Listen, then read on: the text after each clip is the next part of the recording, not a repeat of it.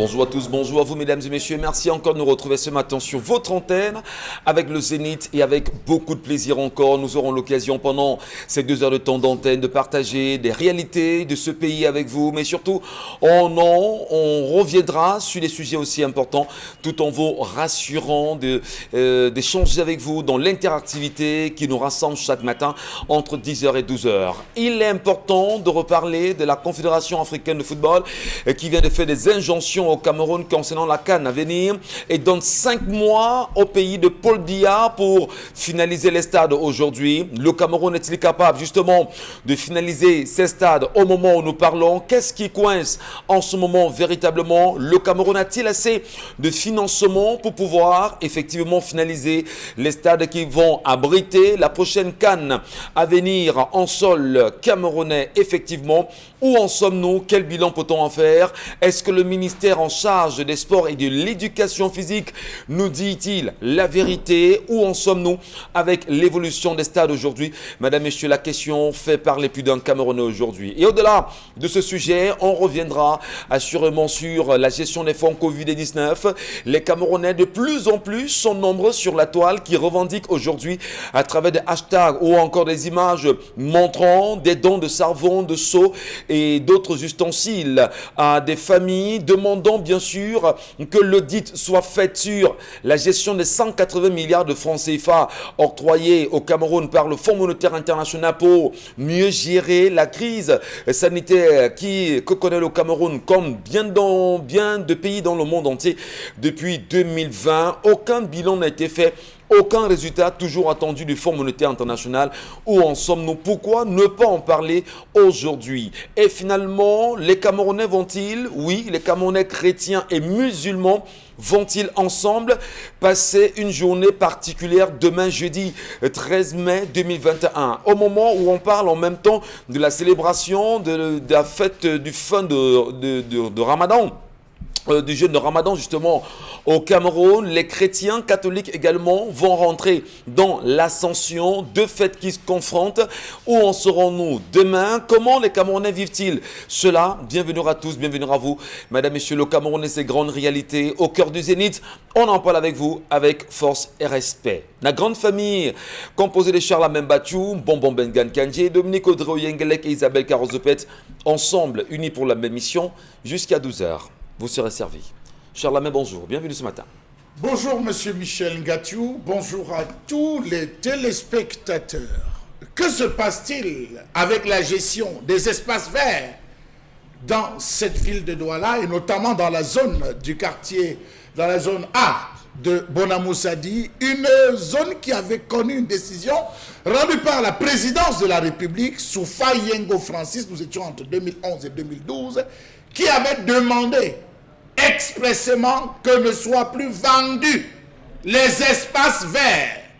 D'où vient-il que des individus vont se lever, peut-être sous la coupole de certaines autorités administratives, et faire même base sur ces espaces verts dont le rôle a été déjà prouvé? C'est très grave, véritablement grave, que des injonctions ne soient pas respectées. Finalement, qui commande dans ce pays?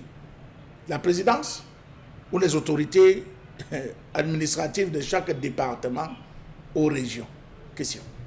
On en parle. Charlemagne Bathiou, rassurez-vous. Bon Bengan Kandji, bonjour. Bonjour, monsieur Ngachou Numba. Bonjour à vous, chers téléspectateurs. Isabelle Carozopet, bonjour. Bonjour à vous, Michel Ngachou. Bonjour à tous ceux qui nous regardent encore ce matin. Et c'est un plaisir d'être avec vous, Dominique Audrey Yengelek. Bonjour et bienvenue. Bonjour Michel Ngachou, bonjour aux téléspectateurs. Vous allez bien? Oui, très bien. Elle est très souriante ce matin. Jolie cravate. Merci beaucoup. Il y a des matins comme ça. J'ai apprécié le café qu'on m'avait offert ce matin jusqu'à présent. Ah bon? C'est lui qui fait, les fins de Ne dis sourire. pas des choses comme ça. Je vous Ah ai bon? dit, les Bantous, on parle pas. On parle pas trop. Donc c'est comme ça alors. Mais c'est justement, cruel, hein, franchement. Après, ils vont nous dire ici que non, on ne peut pas cacher les choses entre son père et sa fille. Ça reste là. Non, mais ce qu'elle vient de dire, c'est quand même... On ne dit pas ça. Donc je comprends que je suis la mal On doit aimée. manifester ça par l'attention Bon, que la Bengan. fille a à l'égard de son Ce que je père. retiens, c'est que je suis la mal aimée de ce plateau. Non. D'accord. Oui. Vous voulez aussi C'est qu'on mon vous offre une voisin tasse le de plus café? proche. vraiment traverse des océans Alors, et si des je vous mers. dis vendredi, et ça va vous si dit loin. quelque chose? Vendredi? Je suis déçue. Si vous voulez Non, qu'on en non, parle. vendredi dernier, voilà, voulez nous qu'on on en est parle restés ici? tranquilles. Vous voulez qu'on me déballe tout.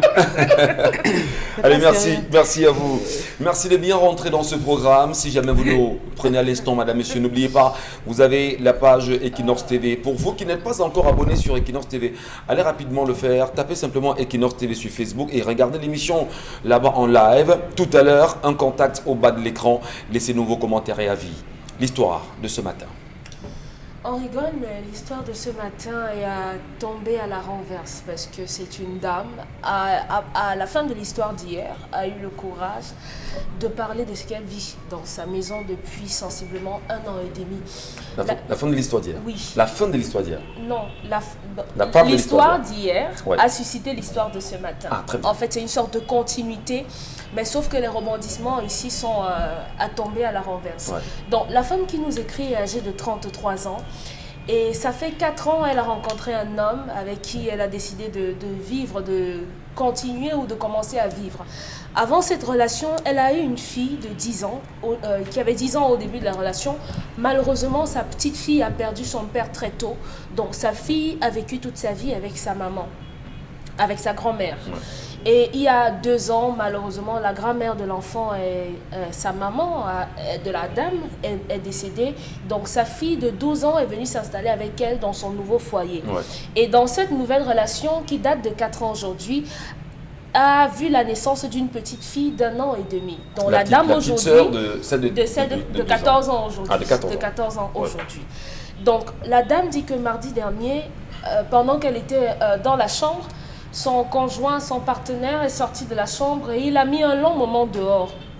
Elle s'est demandé, mais pourquoi est-ce qu'il tarde tant à revenir? S'il allait boire un verre d'eau, il devrait être revenu. Donc elle s'est inquiétée, elle sort du lit, elle le trouve nulle part dans la maison et elle va ouvrir la chambre des enfants et elle trouve son mari sur sa fille de 14 ans.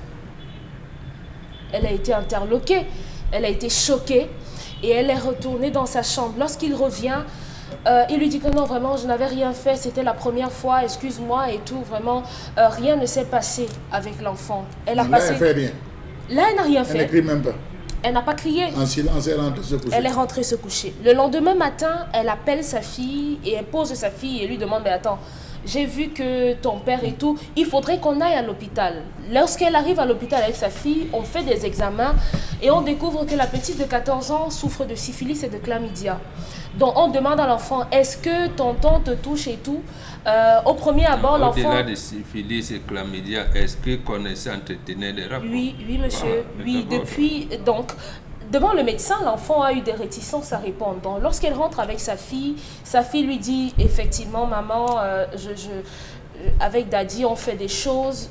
Et depuis quand est-ce que vous le faites? Depuis le 22 ou le 24 décembre, on le fait. À la cérémonie de la Saint-Valentin, je lui ai offert un bonbon cœur. Il m'a offert ceci. Pendant qu'on faisait des choses, il m'a dit qu'il m'aimait moi, qu'il allait m'épouser et tout. La dame dit qu'à côté de ça, sa fille lui a dit qu'elle est amoureuse de son mari à elle, qu'elle aime son beau-père.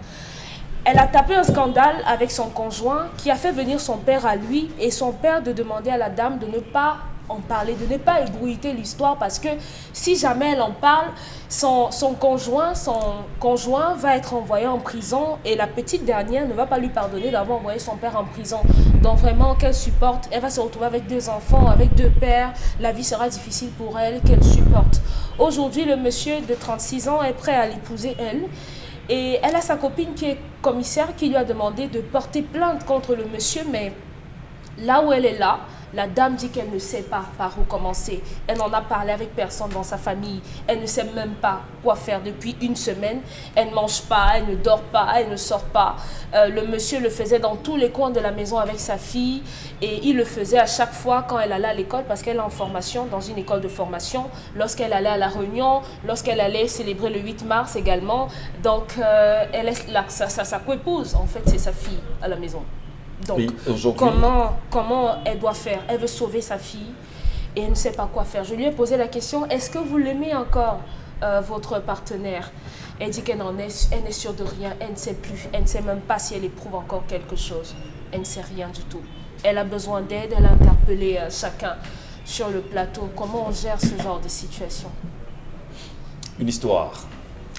Toute une histoire quand même, aujourd'hui. Et bien, vous également qui nous regardez ce matin, vous avez certainement des propositions à émettre à l'endroit de cette femme, éplorée, dépassée, qui demande aujourd'hui une réparation pour elle, qui peut être psychologique, pourquoi pas, mais surtout une réparation qui peut lui permettre de se retrouver, de se ressaisir en tant que femme. Se sauver, sauver sa fille, sauver son enfant, peut-être aussi sauver celui-là qui est devenu le bourreau de sa fille aujourd'hui.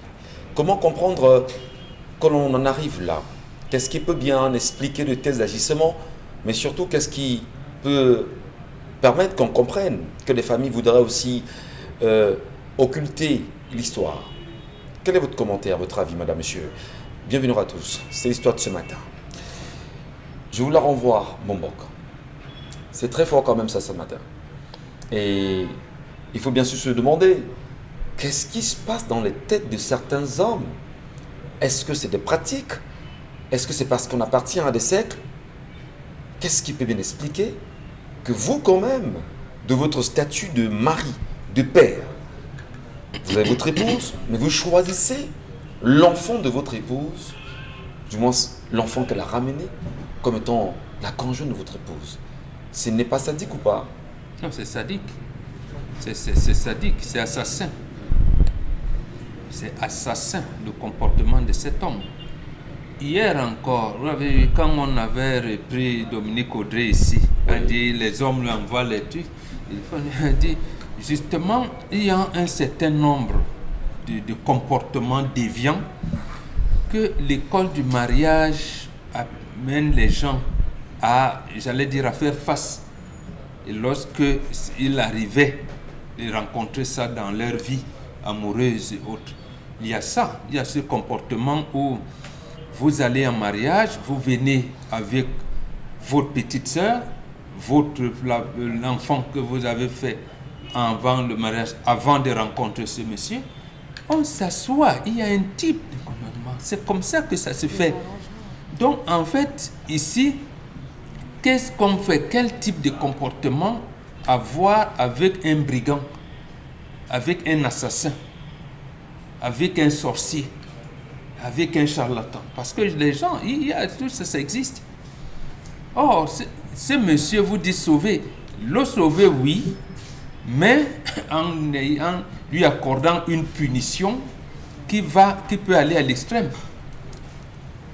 C'est ce genre de femme, donc, dans la société bantou, qu'on autorisait à avoir un amant, autre que son mari. Et on dit, oui, on autorisait, et il arrivait même. Parce que quand vous regardez le comportement du papa de l'homme, laisse et tout, ce gars, soit on le castre, ou on le laisse normal avec des punitions, on le laisse, j'allais dire, normal, mais la famille, sa propre famille, la famille de la femme, doit venir avec la famille de l'homme. On autorise à cette femme d'avoir un amant. Mais elle ne divorce pas. À la femme d'avoir un amant. Est-ce que c'est j'ai dit la société. Là. Oui, mais j'ai dit, d'accord. Comment autoriser une femme d'avoir un amant? Il a déjà gâté la fille. Oui, il a gâté l'enfant. Est-ce que c'est pas important de tout faire pour demander un divorce et permettre à cette fille de se... Divorce va réparer quoi? Il ne l'a pas doté. C'est juste une relation... Mais ils vivent ensemble sur le même toit. Ils sont sur le même toit, son partenaire. Moi, ma grand-mère n'avait pas d'acte de mariage. Elle avait doté. Voilà. Donc, elle est là. Ce genre d'homme, soit si la femme décide de divorcer, de partir, il doit être castré. Oui. Il doit être castré. C'est-à-dire que l'affaire doit être portée par la famille de la femme. On ne cache pas ce genre d'individu dans la société. On ne cache pas. Tu sais, on préserve la vie humaine dans la société bantou, mais on évacue également ce qui empêche justement à la vie humaine de s'épanouir. On les efface. On les efface.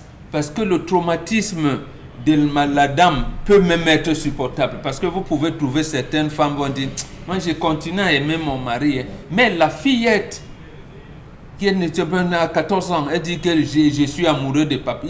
Quel amour elle peut exprimer? Donc l'enfant, elle est là et tout. Donc cet homme, soit on le castre, Oui. la femme divorce, ou alors la femme décide de rester là, mais avec un amant. Non, mais Parce que vous voyez souvent, ça va rien résoudre, bon, parce que ça ne va rien résoudre. Comment? c'est compliqué. Il y a d'abord une punition, c'est-à-dire que ce genre d'homme, il est contraint à la mise en quarantaine à un certain nombre de choses dont je ne révélerai pas ici. Donc je veux dire qu'il y a des punitions sévères à l'égard de ce type d'individu. Je dis bien des punitions sévères qui peuvent aller jusqu'à la castration.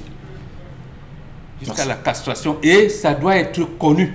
Quand son papa vient dire non, il laisse quoi? Un papa, c'est pour ça qu'on vous demande souvent de vous renseigner sur les familles que vous voulez intégrer. Voilà une famille d'assassins.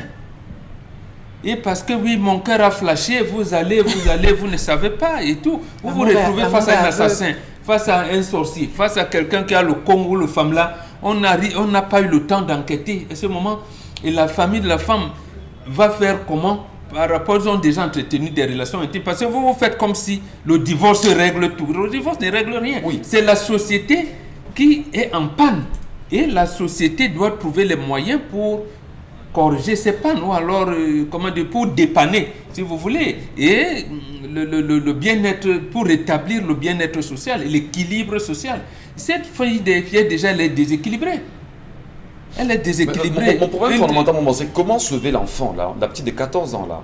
Non, on l'enlève d'abord les mains de son bourreau, puisque sa maman aussi se trouve être parmi les bourreaux. Ouais. On l'enlève, on la confie à une autre tante qui doit être loin de ces gens-là. Il y a quand même, j'allais dire, un encadrement moral et tout à lui apporter, ainsi de suite, ainsi de suite. Très bien. Prenons 2 minutes, je reviens à vous.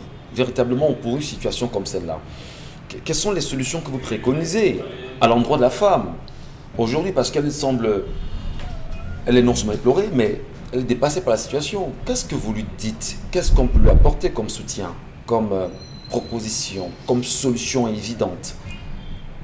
À cette femme, il faut d'abord lui dire la vérité. Quelle vérité? La vérité, c'est que je lui ai dit hier, même si elle a semblé être choquée, je lui ai dit que c'est de sa faute. Enfin, votre point de vue. Bien sûr, je le lui ai dit, elle le sait. Je lui ai dit que d'une part, c'est de sa faute. Malheureusement, la société aujourd'hui est ce qu'elle est. Lorsque vous ramenez une fille qui n'est pas le produit génétique d'un homme dans votre maison, le risque le plus certain, c'est que votre enfant subisse des attouchements. Aujourd'hui, beaucoup de témoignages dans notre entourage le prouvent. Que lorsqu'on ramène une fille dans les foyers, généralement les hommes abusent, même de façon morale, physique et tout, sur cet enfant-là. Elle aurait dû être un peu plus regardante. Dans d'autres foyers, beaucoup de gens ne le comprennent pas. Mais lorsque la femme sort parfois, elle laisse sa fille chez la voisine en prétextant que non, son père ne sait pas s'occuper d'elle. Si elle a faim, son père ne pourra pas lui faire à manger. Donc je préfère la laisser chez la voisine. Comme ça, quand je rentre le soir, elle va rentrer avec moi et là, je pourrai contrôler l'enfant. Donc à cette dame, elle n'a pas pris la peine elle aurait dû se rendre compte depuis le mois de décembre que sa fille de 14 ans commençait déjà à développer des maladies sexuellement transmissibles. Parce que si aujourd'hui, de décembre au mois de mai, cet enfant a la syphilis et du chlamydia, sur ses sous-vêtements, c'est censé être visible. Charles Hamel en parlait hier, il parlait des serviettes. Il y a également les sous-vêtements de l'enfant. Lorsqu'on contrôle sa fille, on se rend compte qu'elle a des odeurs peut-être vaginale, elle a des démangeaisons, elle a un certain nombre de choses. Puisque la dame fait des études en médecine, elle aurait pu s'en rendre compte, dont elle a manqué de vigilance, et à ce niveau, c'est impardonnable. La vérité, c'est que cette femme aime son partenaire aujourd'hui. Cette femme aime encore tellement cet homme qu'elle ne sait pas si elle doit rester par amour ou bien si elle doit partir. Je suis contre les séparations, mais ici, c'est sans appel. Il n'est pas question qu'on reste avec un homme qui a bousillé la vie de votre fille. Parce qu'aujourd'hui, c'est la fille de 14 ans qui aura de la peine à être reconstruite demain. Et demain, ça peut être sa propre fille qui a encore 1 an aujourd'hui. Qu'est-ce qui vous dit qu'il n'a pas commencé à toucher votre bébé? Vous ne le saurez jamais. Peut-être vous allez vous poser la question. Mais s'il arrive à le faire, comment est-ce que vous allez gérer ça? Est-ce que vous pourrez traiter 2 enfants? Sa petite fille de 14 ans aujourd'hui est en train de développer simplement le syndrome de Stockholm qui voudrait que on développe ce qu'on pense être de l'amour, du feeling pour une personne qui nous maltraite. Parce que Stockholm, l'histoire, c'est que c'était 2 ex-prisonniers qui ont pris des otages et ces otages-là, pendant le séjour, pendant les quelques jours qu'ils ont passé en otage, ont développé des sentiments pour les kidnappeurs. Voilà. Donc cette femme, c'est sans appel. Cet homme Donc, pour doit vous, aller en elle doit prison. justement s'en écarter. Oui, il doit aller en Porter prison plainte. parce que le code pénal le prévoit. Une personne qui abuse de façon morale ou physique sur une femme, même pubère, peut passer 5 à 10 ans en prison. Ça, c'est l'article 296 du code pénal. Donc, il n'y a pas de demi-mesure. Le regard des autres, d'accord, mais votre enfant d'abord. Donc, il doit être puni. Vous n'avez plus rien à faire là-bas. Même si vous n'avez pas de quoi manger, il faut être digne dans sa pauvreté. Merci beaucoup, Dominique Audrey. Cher Lamel, tentons justement de mieux comprendre votre point de vue sur des solutions évidentes à donner à cette dame qui nous écrit ce matin et qui pose son problème, littéralement touchée par l'attitude de son conjoint. Qu'est-ce qu'on fait pour elle? Alors, monsieur Michel Ngacho, cette femme est coupable. Ouais. Elle est coupable à plus d'une fois. Pourquoi? Je m'explique. L'Afrique a quelque chose d'assez important et les Bantous l'ont assez cultivé, la honte. La honte. Lorsque vous volez dans un village, monsieur Ngacho, on attend le jour du marché, l'objet de votre vol sur la tête et vous faites le tour du marché où chaque maman dit ouh, voleur, où on frappe sur vous des régimes de plantain, sans la tige, là, les rejetons frappent pour vous démonter la honte. Ça, c'est parmi les cas. D'autres cas, on vous faisait asseoir sous le soleil à la place de la chefferie. La place de la chefferie, à l'entrée, la place de fête de la chefferie, tout le monde passait, on vous voyait. La honte. Comment une femme rentre dans la chambre et trouve son soi-disant copain, fiancé, concubin, sur sa fille et ressort Sans motif. comme Marie-Christine, sœur Marie-Christine en pleine retraite de prière et va se coucher dans son lit. Attends, expliquez-moi ça, monsieur Michel Ngacho. Expliquez-moi ça. Comment est-ce qu'elle peut rentrer dans la chambre? Elle trouve 2 êtres, son gars et sa fille. Et elle se tourne pas. Quelle peut être cette retenue, excusez-moi, angélique? Je suis même pas sûr. Même Jésus a eu la colère dans la Bible. Il a fouetté les commerçants. Comment réussit-elle à conserver ses rentrées et venir nous raconter aujourd'hui que quoi faire? Autre chose, sa fille a la syphilis, elle-même a la syphilis. Automatiquement. Et lui aussi. Et lui aussi. Donc ça veut dire que ce trio porte des maladies vénériennes, monsieur Michel Ngacho. Au lieu de dire, ma fille, on est parti à l'hôpital, nous sommes partis toutes les deux, co-épouses, nous faire consulter. Et on a détecté qu'ensemble, nous sommes malades. Il faut être clair. Alors, je vous ai dit, l'éducation à l'école du mariage a tout un module, le module 3 qui porte sur l'observation. Observer les enfants, observer sa propre épouse, même dans son sommeil, vous l'observez comment elle dort. Si elle a des nuits agitées, posez-vous des questions. Si elle a des positions, posez-vous des questions, monsieur Michel Ngacho. On observe. À partir de là, on tire des conclusions assez importantes. A-t-elle observé? Non. Troisième pilier. Comment est-ce qu'elle a quitté son homme, le géniteur, le père de cette fille? Comment a-t-il eu cette cassure? Regardez aujourd'hui, et c'est là où j'ai dit aux jeunes filles, vous aimez à dire je peux, je dois, fiche-moi le camp, je vais m'occuper de mon enfant. Toi qui? Elle a parlé du complexe d'Édipe, monsieur Michel Ngacho. La fille est à la recherche d'un père. Elle est à la recherche de l'amour. À 14 ans, à ce niveau, les organes, ça bouge. La fille, cet enfant n'a pas commencé sa sexualité chez ce monsieur. Elle a commencé sa sexualité chez sa grand-mère. Elle est venue juste confirmer cela chez le monsieur, parce que la femme qui décide de récupérer, la maman qui décide de récupérer sa fille, n'a pas fait une assise en disant, voilà, elle était ici, ma situation n'est pas encore établie à gauche, ma situation n'est pas bonne, je fais comment? Vous me conseillez de la prendre, est-ce que je peux la laisser comme chez toi, Tantine? Est-ce que je peux pour continuer? Parce que la prendre, ma situation n'est pas bonne là où je vais.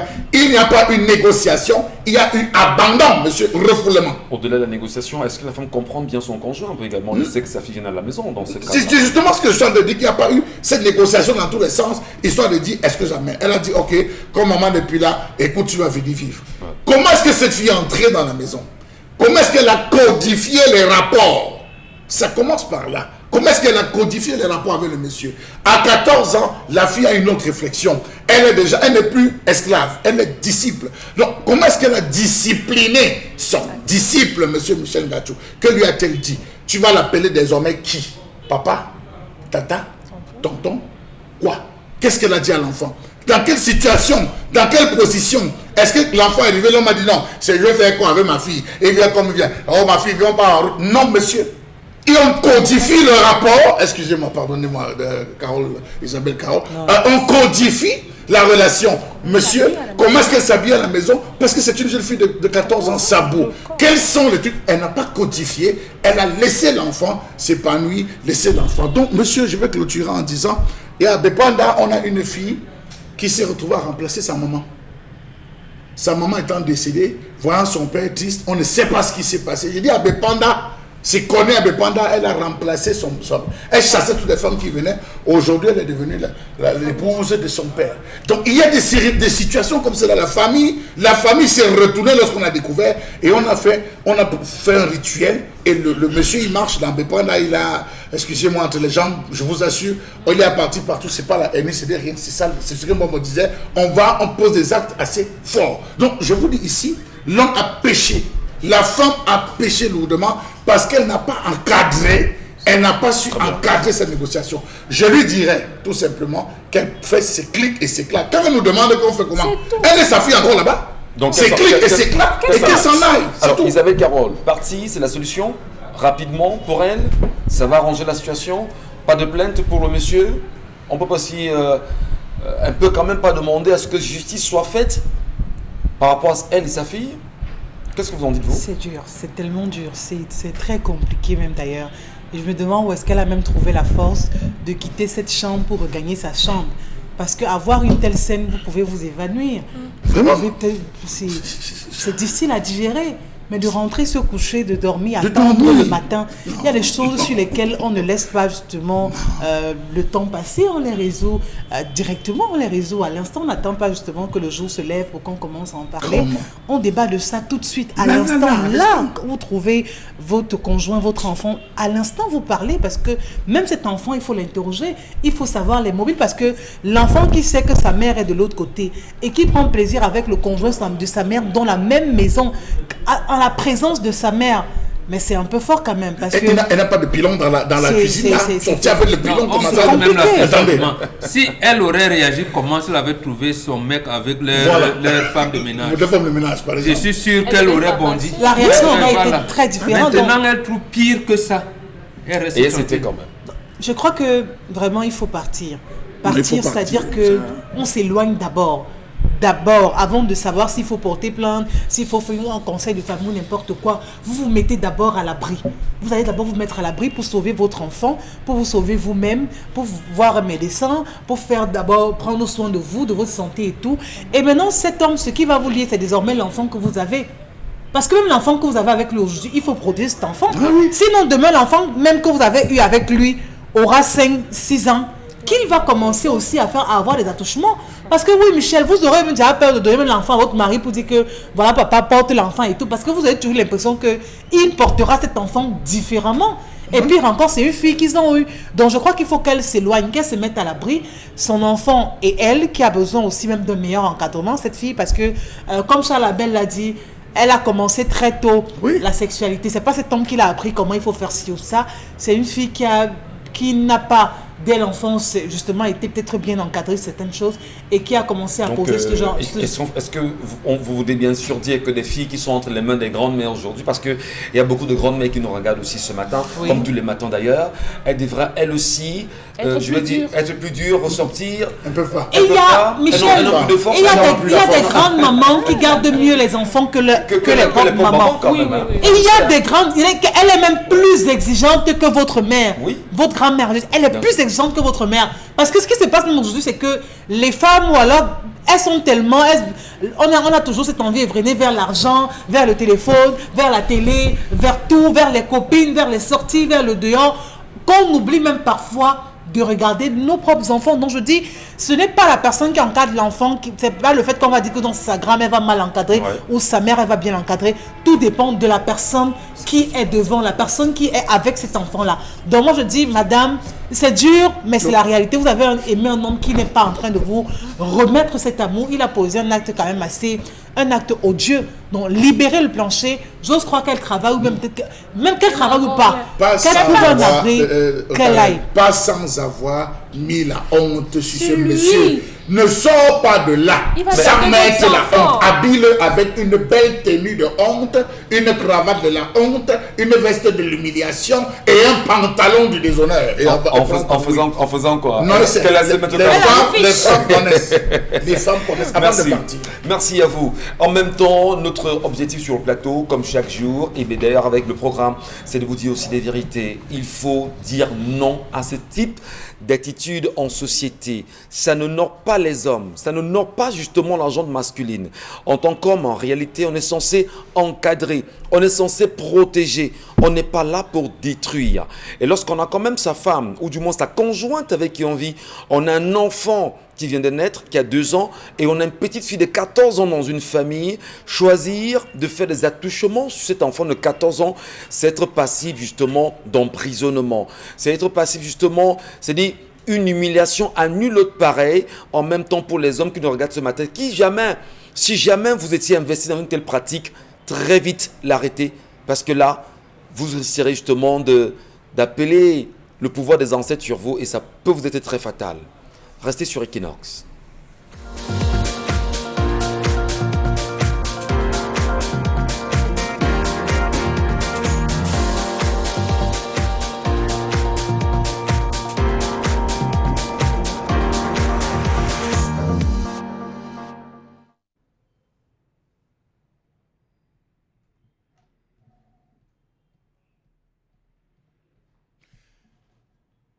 Je m'interroge ce jour sur la question de la mauvaise gestion du transport ferroviaire dans ce pays. Qui gère effectivement le secteur ferroviaire au Cameroun? L'État du Cameroun ou l'entreprise en charge? Point d'interrogation sous couvert Bolloré. Qui a la charge d'apprécier la qualité des équipements? Les gares ferroviaires, les wagons, les locomotives et la qualité du rail. Faire un tour dans certains wagons, vous apprécierez assez mal dans ce qui sert de toilette un petit bidet métallique en guise de toilette donnant dans le vide, les murs et le sol usés, des installations électriques défectueuses, des lits plus aussi clinquants que jadis. Pourtant, vous avez payé pour le confort. Comment comprendre qu'à ce jour, plusieurs tronçons de rail ont été démantelés littéralement? Comment comprendre que l'écartement des rails dans ce pays soit resté dans les normes et dans le temps, alors que l'écartement conventionnel conforme à la Convention de Berne du 10 mai 1886 est de 1435 mm. Expliquez-moi pourquoi est-ce que l'écartement du rail au Cameroun reste encore dans les 1000 mm. Au Cameroun, les chemins de fer restent aux normes coloniales. Pourquoi poser la question au Premier ministre de cette République, poser la question au ministre des Transports qui se targue d'avoir révolutionné le secteur du transport ferroviaire. Peut-on dire que le secteur ferroviaire camerounais peut concurrencer celui de la sous-région? Prenons juste le cas du Nigeria. Peut-il concurrencer? Point d'interrogation. Comment comprendre cette gestion qui n'augure pas de lendemain meilleur dans ce pays? Comment comprendre cette perpétuation de la logique d'exploitation au profit ou à profit unilatéral de l'actuel concessionnaire? Quel est le rôle de la direction des transports ferroviaires dont la principale fonction est l'élaboration, la mise en œuvre et le suivi de la politique de l'État en matière de transport ferroviaire, le suivi de la concession du chemin de fer et l'application des différentes conventions de transport signées par l'État avec les différents partenaires? Est-ce que la direction des transports ferroviaires fait son travail ou est-elle bloquée parce que, entre guillemets, le partenaire est plus fort ou le concessionnaire cogne à la grande porte? Que dire du comité interministériel des infrastructures ferroviaires, en abrégé Comifer, et du comité des transports voyageurs? Est-ce que le comité du transport voyageur, logé au ministère des Transports, prend la peine d'aller vérifier la qualité du matériel proposé aux usagers? Que sont devenues les 17 voitures mises sous séquestre par le Premier ministre Philémon Yang pour les besoins d'enquête? Autant de questions qui sont soulevées. Comment comprendre que les revenus énormes tirés de cette exploitation du fret lourd s'en vont soulager des comptes de notre économie plutôt que celle camerounaise? Parce qu'à proprement parler, rien ne se voit, rien de nouveau n'apparaît sur les trains. Comment comprendre que le développement du réseau ferroviaire concédé de 1000 km n'a pas été effectué à date dans ce pays? Comment comprendre la non-modernisation des chemins de fer camerounais après la concession de 1999 et le maintien dans les normes coloniales? En 2012, Bolloré a été reçu par le président de la République. Au sortir de cette audience, il a dit devant les caméras que pour 2012, il annonçait la mise sur pied d'un TGV. On devait mettre sur pied le plan de mise en circulation d'un TGV. 2012 à 2021, ça fait combien d'années? Comment comprendre que 17 ans plus tard, après 1999, aucune des missions dévolues à l'Office du chemin de fer transcamerounais en termes de travaux de construction et de renouvellement des infrastructures n'a été réalisée? Les Camerounais aimeraient savoir combien de nouveaux bâtiments ont été construits, combien d'extensions ont été mises en place par l'entreprise en charge. Comment comprendre que les lignes ont plutôt été abandonnées aux grandes dames, au grand désarroi des populations, notamment les lignes Douala-Banga-Kumba et Douala-Konsamba? Comment comprendre que l'entretien des infrastructures ferroviaires soit autant négligé? Rappelons-nous qu'il y a 2 ans, les freins du train qui auraient lâché a conduit des personnes dans un désastre total. Comment comprendre que la durée du trajet Yaoundé-Ngaoundéré, long de 653 km, soit de 15 à 20 heures, tandis que celle du trajet Douala-Yaoundé, long de 265 km, soit de 5 heures avec le train, alors qu'avec le véhicule, on le fait en 4 heures, pour d'autres en 3 heures de temps. En plus, il est décevant de constater qu'on dise que les trains que nous avons, le système ferroviaire sur lequel nous fonctionnons, les outils et le matériel qu'on utilise roulent plutôt à vitesse réduite. Ainsi, il peut parcourir péniblement les 263 km reliant la capitale économique à la capitale politique en 6 heures, soit 43,9 km de moyenne horaire. Comment comprendre que le Cameroun n'apprend jamais de ses erreurs? Comment comprendre que les chemins de fer de ce pays peinent encore à passer de son ancien statut de société classique tributaire de subventions à celui d'entreprise commerciale plus performante alors que les chiffres sont faits? Quel est le regard que le Premier ministre, chef du gouvernement, pose sur la question de la gestion de ce secteur? Pourquoi le Premier ministre n'a-t-il pas réceptionné les nouveaux trains tant vantés par le ministre des Transports? Pourquoi n'a-t-on pas communiqué sur ces trains comme on l'a fait pour Covid-19? Comment comprendre que certaines personnes parties avec les partenaires au développement, quitte à violer allègrement les clauses du contrat de concession. La gestion et la fonction de notre système ferroviaire est sous le coup d'une régression qui est en réalité un crime économique dont tirent un profit exclusif les concessionnaires et certains pontes de ces régimes tapis dans l'ombre. Conséquence, on ne peut pas s'en vanter parce que si le train arrivait à l'ouest, si le train arrivait dans le sud Cameroun, je suis sûr qu'en termes de ravitaillement, on aurait eu beaucoup moins de problèmes. En termes de déplacement, on aurait eu beaucoup moins. Parce qu'en une seule année, quand on calcule sur ces 10 ans, 4022 morts sur nos axes routiers, c'est trop. Le train aurait pu éviter cela. Mais hélas, a-t-on des oreilles ou a-t-on des cerveaux qui essaient de cogiter? Question. Et bien évidemment, la question est posée ou les questions sont posées ce matin. Le ministère du Transport camerounais peut-il vraiment donner des résultats ou des solutions ou des réponses évidentes aux Camerounais aujourd'hui à l'ensemble des questions posées ici par Charles Amembatou dans le cadre de cette colère? Qu'est-ce qui peut bien nous expliquer qu'aujourd'hui au Cameroun, en ce qui concerne l'entretien du transport, si vous voulez, du rail et même du transport ferroviaire au Cameroun, que l'on ait l'impression qu'on est encore à l'époque de Mathusalem?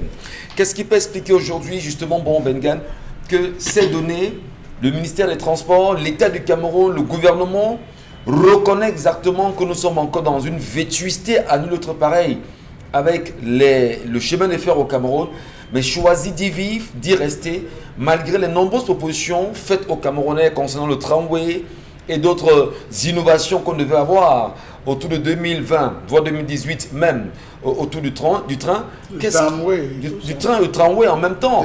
Qu'est-ce qui explique qu'on en soit encore là aujourd'hui? On en parle tous les jours ici. N'est-ce pas là encore l'échec du renouveau entre en avant? Oui, l'échec du renouveau. Qu'est-ce qui explique qu'on en soit encore là? C'est le choix de la politique économique adoptée par celui qui doit le faire. Deuxième chose, moi je ne suis pas d'accord quand on dit les ministres ont. Après on vous dira le comité de privatisation a passé à un compatriote qui a commis un ouvrage là-dessus. C'est pas vrai. Dit les Camerounais parce que ça revient à ce vieux disque qui, de mon point de vue, est rouillé. Le président est bon, son entourage est mauvais. Ce n'est pas vrai. C'est le président qui est mauvais. C'est le président qui est mauvais. Donc, on est là aujourd'hui pour le rail. Deux choses. La première chose, ça peut sembler, j'allais dire, surréaliste, mais c'est vrai. La concession de la Régie nationale des chemins de fer du Cameroun a été signée le 1er avril 1999. C'est bien le poisson d'avril. Le premier, retenez cette date, c'était le 1er avril 1999. Oui. Donc, on nous a servi un poisson d'avril. La deuxième chose, cette mise en concession, Charles Amel a relevé, on dit on va améliorer le service. C'est la même chose qu'on nous a dit pour la SNEC et la SONEL et tout ça. Voilà. Il se trouve donc quoi? On n'améliore rien. L'entreprise qui a gagné la concession, ce sont les Sud-Africains de Comazar. Comment se fait-il que vous gagnez et c'est quelqu'un d'autre qui gère les finances? Ça, ce n'est pas du ressort du gouvernement, c'est du ressort du chef de l'État. Il a décidé ainsi que M. Patrick Lais, vous représentez les intérêts de Comazar, vous êtes directeur général. La direction des finances sera assurée par Saga, par le groupe Saga, qui est devenu Boléré Africa Logistique. C'est comme ça, c'est l'État du Cameroun qui a décidé comme ça. Donc, pour répondre à la question Charles Amel, ce n'est pas Bolloré, c'est l'État du Cameroun qui gère le rail au Cameroun. C'est l'État du Cameroun qui est propriétaire de la voie. Et regardez deux choses. La première chose qui s'est passée, c'est que l'État du Cameroun accepte de tuer la ligne Doualan-Konsamba et Hôtel-Mbalmayo. Parce que quand on met le groupe Saga, on va dire, attends, il y a le pipeline Tchad-Cameroun qui vient vraiment, le transport passager n'est pas rentable. nous, on doit s'investir dans le pipeline et tout. Voilà ce que l'État a décidé de faire. Mais vous verrez les compatriotes dire, ah non, ceux qui étaient en charge de privatisation, non pas. Et parce qu'à cette époque, je me rappelle encore de l'agissement des syndicalistes de rail et beaucoup d'autres experts camerounais qui pompaient des lettres, des études à la présidence de la République. Donc, c'est l'État du Cameroun qui a décidé de tuer le rail. Maintenant, l'intervalle entre les deux, 0,90 mètres ou 1 mètre, non, on n'en trouve plus ça quelque part. Ouais. D'abord, avec le ministre des Transports, d'une certaine époque, je pense, c'était en 2002, John Bengeninde, il vient également faire ce qui s'est passé là, inaugurer un train qui était mis hors de service au Portugal pendant 17 ans. Il vient, heureusement, le train est tombé en panne entre Douala et Edea à Lungaé. Il termine le trajet en voiture, mais il dit que le train est bon. John Bengeninde. Oui. Allez, j'ai peut-être le temps de vous le prendre un verre d'eau. On va quand même le dire. C'est une situation assez compliquée au Cameroun. Isabelle Carole Zoupet, on parle là de la gestion de la voie ferroviaire, si vous voulez, du transport ferroviaire au Cameroun. Est-ce que vous pouvez justement vous dire que vous bénéficiez, vous, du train au Cameroun, en tant que Camerounaise, en tant que citoyenne camerounaise? Vous souhaitez par exemple vous rendre à Yaoundé et vous dites, bon d'accord, je me donnerai le luxe d'emprunter le train et d'y aller aisément, bonnement, et en être fier, vous? Pour avoir déjà pris le train, c'était juste par curiosité. Hein. C'était pour voir aussi comment ça se passe aussi quand on y va en train et tout. Et vraiment, je n'ai pas pris ça après pour quelque chose d'assez bien. Parce que ce qu'il faut noter pour avoir fait Douala, justement, Yaoundé par train, le spectacle est désolant. On a même peur. C'est-à-dire, étant même dans le train, tu as peur. Parce qu'il faut la broussaille, et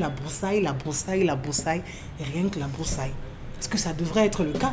Parce qu'en même temps, quand on décide de se déplacer en train, c'est aussi pour pouvoir apprécier l'environnement, c'est aussi pour pouvoir apprécier la nature, c'est aussi pour pouvoir mieux comprendre ou mieux se rapprocher de l'environnement ou du pays dans lequel on se trouve. Mais tel n'est pas le cas. Quand vous êtes dans ce train et que vous regardez de travers, c'est autre chose. Maintenant, par contre, ça devait être vraiment un moyen de transport aussi par excellence, aussi bien sollicité, vu l'état même d'abord de nos routes. Et quand on écoute le nombre d'accidents qu'on a sur les routes chaque année, vous prenez une route comme celle de Douala-Yaoundé ou encore Douala-Bafoussam, le nombre d'accidents chaque année, le nombre de familles qui se retrouvent endeuillées, des femmes qui se retrouvent veuves, qui se retrouvent orphelines et tout ça, vraiment on devra aussi pouvoir solliciter cela. Mais tel n'est pas le cas. Parce que justement, il n'y a pas des moyens de transport qui soient suffisamment appropriés. C'est mal géré au point où extrêmement, pas... parce que dire mal géré, ouais, c'est même être assez tendre. C'est extrêmement mal géré. C'est-à-dire que là, on frise l'hécatombe. Quand on parle quand même du chemin de fer au Cameroun, vraiment, c'est avec beaucoup de larmes, c'est avec beaucoup de regrets. Et comme on le dit si bien, si on pouvait avoir cela, peut-être dans l'ouest du pays, ça devait aussi permettre de desservir. Ça devait permettre de pouvoir ramener tous ces aliments et tout dans de meilleures conditions aussi. Parce qu'avec des routes et tout ce qui va avec, le camion qui est tombé en panne, les intempéries et tout ce qui va avec, la même marchandise, par exemple, qui arrive en ville n'est plus dans le même état. Par contre, avec le train, ça devrait aussi permettre de pouvoir soulager, alléger aussi. Mais tel n'est pas le cas. Non seulement tel n'est pas le cas, il y a quand même des promesses faites par l'État du Cameroun en ce qui concerne la construction des tramways ou la mise en place des tramways au Cameroun. Dominique Audrey, vous aussi, vous avez entendu parler. Peut-on dire aujourd'hui, au-delà de cette question qui nous interpelle ce matin sur la gestion du transport ferroviaire au Cameroun, que l'absence du tramway sous le renouveau reste encore là un mensonge d'État patent au vu et au su de tout le monde? Vous parlez du tramway de 2012? Oui, si vous voulez. À partir de signé 2012. par M. Nganou Djoumessi au Hilton. Voilà. Oui, on attend toujours. Hein. C'est un peu comme la venue de Jésus. On continue d'attendre parce qu'on nous dit, vous ne savez ni l'heure ni le jour. Donc, restez, continuez d'attendre en prière, restez dans la méditation. C'est un peu ça. Les Camerounais, le Cameroun dans sa globalité est en perpétuelle méditation. parce qu'on ne sait pas quand le sauveur va arriver, on ne sait pas quand le tramway va arriver, on ne sait pas quand les rails vont arriver. Il y a qu'en 2020, l'année dernière, le ministre des Transports avait annoncé la réhabilitation de 6 ponts, si je ne me trompe, de 6 ponts de fer, par quelque chose comme ça. Le problème avec ça, c'est qu'on passe le temps à réhabiliter. On arrive à un endroit où ça ne va pas, on racole. Dès qu'on avance encore, ça se gâte devant, encore un éternel recommencement. En fait, on dépense plus à boucher les trous, à faire en couture, on appelle ça... Voilà, le raccommodage, oui, qu'autre chose. On passe plus de temps à raccommoder. Et aujourd'hui, on continue de raccommoder. Mon Boca a donné l'espace, c'est 0,90, si je ne me trompe. Oui, pourtant, 0,90. voilà. Ailleurs, on est passé à une autre catégorie de train. 1,435. On est passé à autre chose. D'abord, récemment, on nous a inauguré ce qui faisait office de train, de nouveaux trains. Voilà.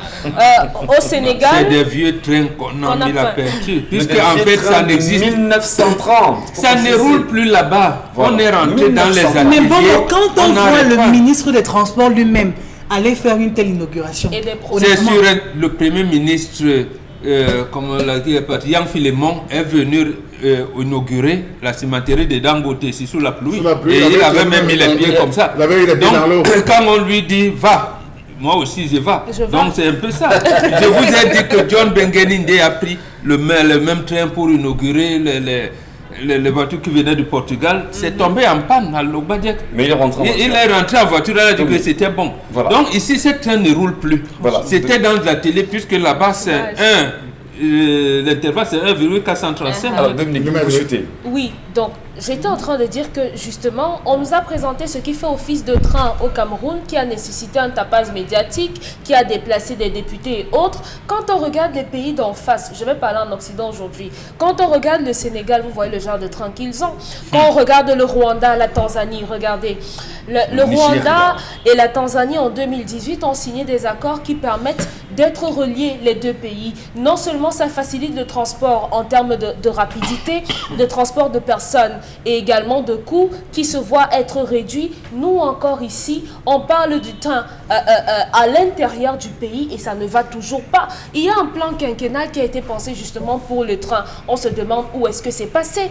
Il y a... Ça à l'époque d'Aïdé, il ne faut pas confondre les époques. Ah bon?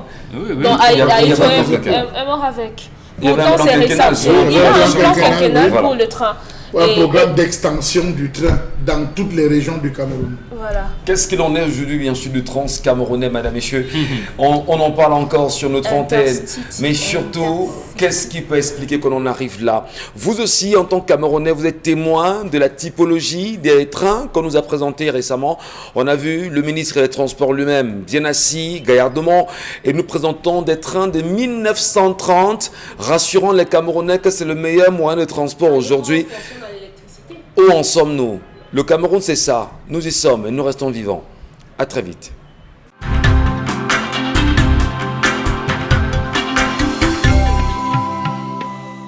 Bon retour à vous, mesdames et messieurs. Bienvenue à l'instant si vous vous joignez à nous sur Equinox Télévision. Le programme, c'est 10-12 le Zénith et c'est avec beaucoup de plaisir que nous vous accompagnons jusqu'à 12h en espérant bien sûr que le soleil sera au Zénith à ce moment. Et bien évidemment, en chemin pour ce soleil-là qui sera encore peut-être très chaud pour chacun d'entre nous, on est en droit de se demander aujourd'hui au Cameroun, puisqu'on entame l'émission, nous en parlions. Est-ce que le Cameroun sera prêt avec la livraison des stades dans 5 mois exactement, comme l'exige aujourd'hui la Confédération africaine de football concernant, souvenez-vous, la CAN à venir? Le Cameroun sera-t-il à même d'abriter une CAN qu'on sait qui voudrait avoir une bonne préparation, une bonne organisation au regard de ce qui s'est passé avec le CHAN, l'organisation du CHAN qui a connu tellement de problèmes, tellement de magouilles, tellement de plaintes? Le Cameroun est-il prêt à faire face à une réelle et une vraie organisation du CHAN, de la CAN camerounaise avec 24 équipes, puisqu'il faut bien sûr en faire la précision? Où en sommes-nous aujourd'hui avec les hôtels? Où en sommes-nous aujourd'hui avec les routes? Où en sommes-nous aujourd'hui avec toutes les exigences de la Confédération africaine de football? Le Cameroun est-il prêt ou pas Eh bien, la question reste encore posée aujourd'hui. C'est une fête du football, même si beaucoup estiment aujourd'hui que le football contribue à abrutir les mentalités, mais en même temps, en ce qui concerne, en ce qui concerne bien sûr les infrastructures sportives, le Cameroun pourra-t-il être prêt le jour dit? On en parlera. Et on reviendra pour mieux comprendre la question de la gestion du transport ferroviaire au Cameroun. A-t-on menti les Camerounais en leur promettant en 2012 que le Cameroun devait avoir un tramway aujourd'hui? A-t-on menti les Camerounais? Pardon? TGV. TGV justement, un tramway TGV. D'accord. Où en sommes-nous aujourd'hui avec la typologie des trains que l'on met auprès des Camerounais pour leur permettre de partir d'un point à un autre? Est-ce qu'on le sait quand même pour les Camerounais que c'est des trains qui datent de 1930 et qui sont encore utilisés au Cameroun en 2021? Comment comprendre justement que le ministre des Transports, Masnanga Lebibere lui-même, soit rentré dans ce train et dire rassurer les Camerounais que c'est un mode de transport assez intéressant que les Camerounais devaient exploiter? Est-ce qu'on en est sorti justement des derniers accidents? Souvenez-vous encore de la catastrophe ferroviaire des ECA avec la même typologie des trains aujourd'hui et la gestion des rails. Est-ce qu'on va dire justement que le Cameroun va régressant? Chalamen Bachou, qu'est-ce qu'on peut dire au final? Que le Cameroun va régressant. Ouais. Que le Cameroun est au niveau du sol et que le Cameroun se prépare désormais à se faire enterrer. C'est mieux de le dire. Pourquoi? Faites un tour dans les différentes gares. Vous étiez à la gare ferroviaire de Bonabéry? Vous avez vu un peu la gare ferroviaire? Vous avez visité la gare ferroviaire de Ndokoti? Vous êtes parti à la gare de Ndokoti? Prenez le temps. Dans la préparation, j'ai pris le temps, monsieur Michel Mathieu. Vous allez vomir. La gare routière de Bonabéry, de Mbanga même, arrêtez-vous même en Mbanga, vous allez voir dans quel état se retrouve. Vous vous rendez compte là que c'est des gens qui savent qu'ils ne sont pas dans leur pays. C'est des gens qui estiment qu'on fait ce qu'on veut, comme on veut, personne ne va rien nous dire, personne ne va rien nous faire. C'est comme si ceux qui ont pris la concession du chemin de fer au Cameroun sont en train de... C'est une faveur qu'ils accordent aux Camerounais. Contentez-vous de ce qu'on vous donne. Et j'ai bien envie de me poser la question de savoir, mais au juste, quelles sont les tractations qui lient le groupe, monsieur le concessionnaire, à l'État du Cameroun? Est-ce que les trains qui circulent, c'est le concessionnaire qui a payé? Parce que, disons-nous la vérité, monsieur. Si on s'en tient justement au fait que Morgan fait que dire que c'est la politique qui a voulu le renouveau. Monsieur Michel Ngacho, et son il est impossible aujourd'hui de s'approvisionner sur le marché mondial en voitures, voyageurs et locomotives neuves qui ont des essieux avec cartement d'un mètre. C'est impossible. Vous ne trouverez plus ça nulle part. On peut retrouver ça à Madagascar. Parce que Madagascar encore est dans les 1 mètre, on peut retrouver ça au Portugal, comme disait Mbamba. Il y a des pays, vraiment, excusez-moi entre guillemets, des pays encore qui se cherchent, qui utilisent ce système.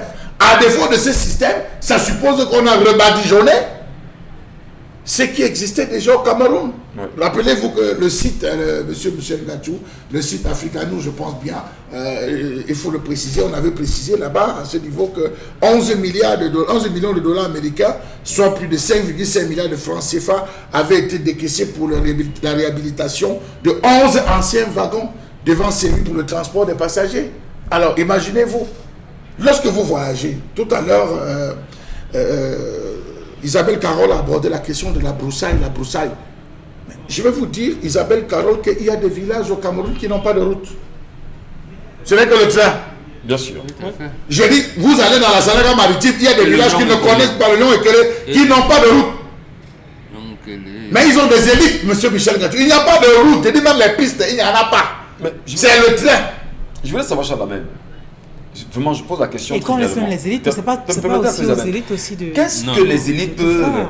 Bon, peut-être à la solution à ça. Permettez, Charlamagne, la question, je la pose simplement. Qu'est-ce qu'ils parviennent vraiment à dire aux populations, au point où les populations les boivent, on passe aux élections, ils gagnent là-bas à des scores soviétiques, et il n'y a pas de route dans des villages comme cela. Mais rendez-vous compte qu'il y a des populations un matin qui se sont levées en disant qu'ils ne payent pas le train parce qu'on a sué, leurs parents ont sué et tout, et qu'on sort avec les sangs. Il y a des beaux villages. Je dis, quand vous faites la traversée, il y a de très beaux villages, mais qui n'ont pas de route. Regardez l'état des gars, entrez dans le train, demandez, sollicitez à faire pipi, monsieur Michel Ngatou. Faire pipi dans un train où vous mettre à l'aise. Déjà, là où vous êtes même assis. Mais ce n'est plus conventionnel. La Russie a voulu aider le Cameroun. Lorsqu'on a proposé depuis, l'affaire des rétrocommissions a commencé à gâter le marché parce que les Russes ont dit qu'il n'y a pas de rétrocommission à donner à qui que ce soit. Vivement qu'on se retrouve avec un régime, monsieur Michel Ngatou, qui va être un peu plus dur, un peu plus rigoureux. Autre question. Cette question s'est posée en 2016 et je la repose aujourd'hui. Quelle est la sueur de Cambrai? Voilà. Quel est l'assureur de Cambrai, monsieur Michel Ngatou? Vous entrez dans un train de Cambrai, vous avez un accident. Quel est l'assureur? Il n'y en aura pas. Vous avez vu le flou qui s'est joué entre le président de la République a donné tel milliard, d'hommes de milliards, et tout on a embrouillé les Camerounais comme ça. Les gens sont retrouvés jusqu'aujourd'hui, on n'a pas justifié. Aujourd'hui que nous avons, quelle est l'entreprise qui porte sur elle d'assurer ces différents trains? Lorsque Boboka a parlé au Télé Malmayo, au premier chef dans cette République, si vous voyez les régimes de plantains qui sortaient sur cet axe, si vous voyez les régimes de plantains qui sortaient de Ngoumou, la terre la plus fertile, si vous voyez les régimes de plantains, la qualité des fruits qui sortaient de Ngoumou, monsieur Michel Ngatou, mais vous allez vous demander comment est-ce qu'on faisait. C'était bien tracé, bien agencé. Ce fameux plan quinquennal portait sur l'extension dans tous. Imaginez-vous que vous allez à l'ouest, à Bafoussam, entrer à monsieur Michel Ngatou. Vous allez imaginer, regardez les axes routiers. Combien de ministres, parce que ça il faut qu'on le dise aujourd'hui, tous les ministres sont des actionnaires. La majeure partie, permettez-moi, je peux retirer, il y a des exceptions. La majeure partie des ministres sont des actionnaires dans des agences de voyage. Bien sûr. Ils ont des actionnaires. Quel serait l'intérêt pour eux qu'on se retrouve aujourd'hui à développer le secteur du train? Vous allez dans l'agence, on dit, hey, secteur, il y a deux ministres qui sont aussi derrière. Ne voyez pas les bus, blanchiment. Vous partez là-bas, dans telle agence, on dit, ouh, ici alors c'est grave. Un ministre, ancien ministre, gros directeur, et ceci, ils sont dans ces agences. Vous pensez qu'ils seront contents que le train revienne, les concurrencer? Mais on oublie de se retrouver là. Mais pourquoi est-ce qu'il faut envoyer dans les Camerounais dans cette mort si on est capable? Lorsque vous prenez la route, permettez-moi, de Douala, Mbaga ou Douala, Konsamba, regardez l'état quand vous traversez les différentes zones de chemin de fer. Regardez même où ici même à 12. Regardez l'état du chemin de fer. C'est honteux et c'est une honte pour ce pays que la gestion soit ainsi faite. On nous parle de 1 milliard. Concernant l'achat, 1 milliard qui aurait coûté ces différents trains, même M. Michel Ngatou. C'est une honte, la gestion du transport ferroviaire au Cameroun. On comprend bien sûr la colère Charlamel. Elle ne nous habite pas seule, elle habite également plein de Camerounais aujourd'hui. Et bien, c'est l'occasion pour nous encore chaque jour de ressasser autant qu'on le peut les réalités de ce pays. Et puis, rappeler aux Camerounais que pour ceux qui ont vécu 39 ans sous le renouveau, voilà en réalité ce que le renouveau nous renvoie aujourd'hui. Voilà en réalité ce que nous pouvons garder comme étant une image du renouveau aujourd'hui. Finalement, qu'est-ce que les jeunes aujourd'hui pensent de l'avenir de ce pays? Quand je dis jeunes, la génération à laquelle nous appartenons. Au final, est-ce que nous pensons en réalité qu'il faudrait rester muet devant de telles situations? Devrait-on trouver de nouvelles façons de nous faire entendre ou pas? Le renouveau, 39 ans quand même, on se pose 1000 plus une question. Et bien là, ça fait froid dans le dos et ça fait très mal. Des messages de nos téléspectateurs Isabelle Carozoupet sur l'ensemble des sujets évoqués depuis l'entame de cette émission. Bonjour à vous. Je pense tout simplement que ces dames n'avaient même pas à venir avec son histoire ici, puisque la solution est là entre les mains, c'est de partir. Il y a des choses sur lesquelles il ne faut même pas hésiter avant de prendre une telle décision. Le message n'est pas du tout signé. Cette femme est faible, elle devrait même les filmer et publier cette image. Oh là là. Montrer aussi à la justice comme preuve. Elle devrait vraiment le souiller et le tabasser avant de la mener en prison. Roselyne depuis Douala qui signe cette réaction. Bonjour le 10-12, le Cameroun est un abattoir. Le mois dernier, j'allais à Garoua.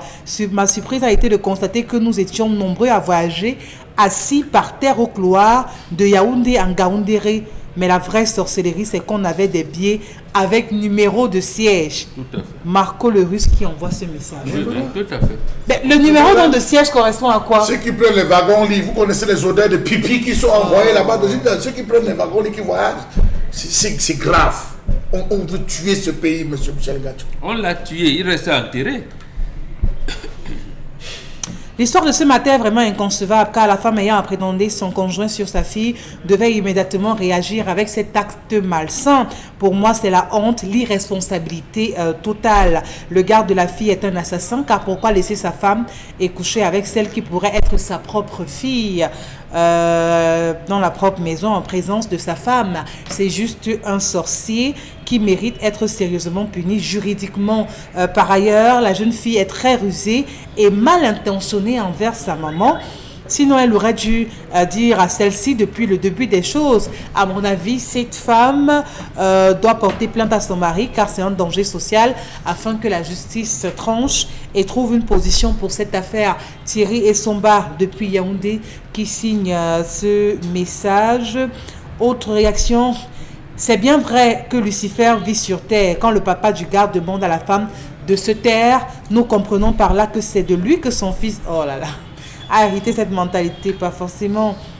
Toi, la pauvre maman, sache que cet animal à bien ne t'a jamais aimé et ne peut jamais le faire. Si tu veux, ne pars pas de là. Tu verras, il finira par enceinter tes 2 filles et te tuer, même pourquoi pas par la suite. Le message n'est pas si c'est quand même bizarre, hein. Il peut être psychopathe à la fin. Ces choses.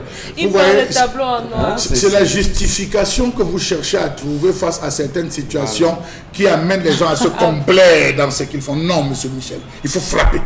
Oui. Il faut frapper. Il n'y a rien à dire. D'abord, bon, vous dites tout ça, si on traitait les homosexuels à une certaine période de malades mentaux. Aujourd'hui, les malades mentaux que vous cherchez à sauver sont dans les rues. L'hôpital psychiatrique Sainte-Anne de Paris, jusqu'en 1978, les homosexuels traitaient le mal. C'est là, chez eux. Aujourd'hui, c'est ils dans les les rues. considéraient comme les malades mentaux. Je cite les noms de référence, il y a des fichiers là-bas.